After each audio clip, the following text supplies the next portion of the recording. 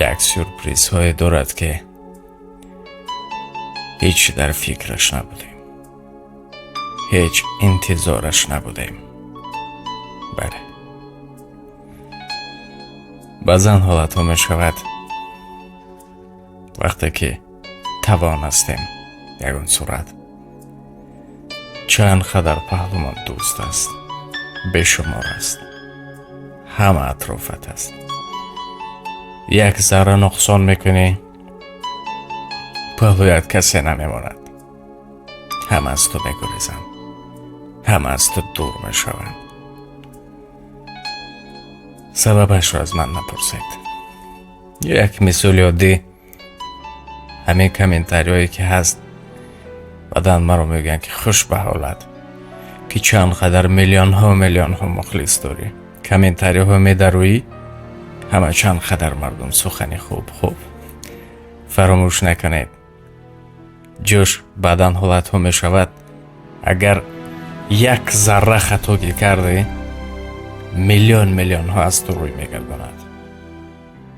بعدن حالت ها میشود چند قدر کاری خوب میکنی اما یک ذره که خطا کرده تو بد است، تو بدترین انسان هستی.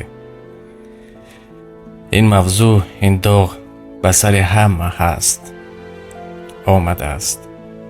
اگر نه آمده باشد پس انتظارش باشید. استاد داخلی صنف خانه شد. همه شاگردان گفت امروزه موضوع همه یک تای ورق سفید گیرید. همه یک تای ورق سفید گرفتن، ورق سفید کلان. گفت شاگردانم در او یک نقطه گذارید. یک نقطه گذاشتن، نقطه سیاه.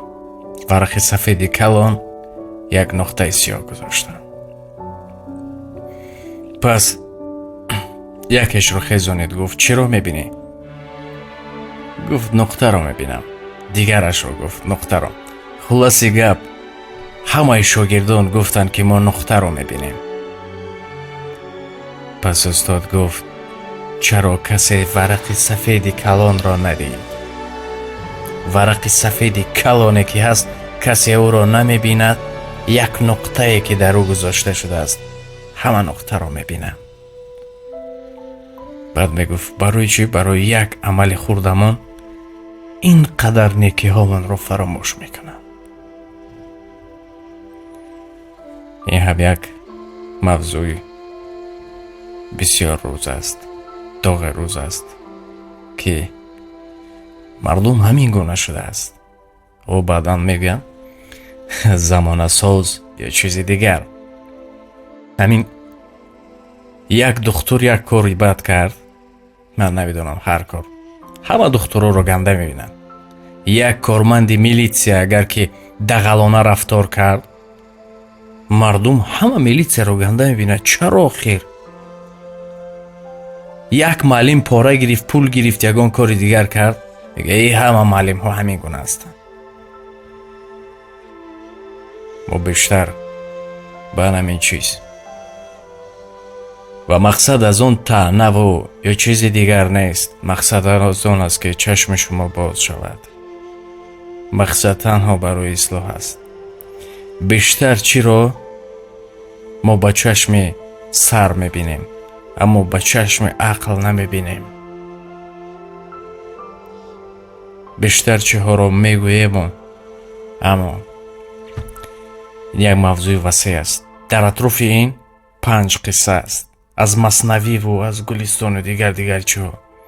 اگر همه آنها رو بگوییم وقت خیلی زیاد میگذارد. با این خاطر شاید آهسته بعد اطراف این صحبت کنیم. خود رو احتیاط کنید. خداحافظ.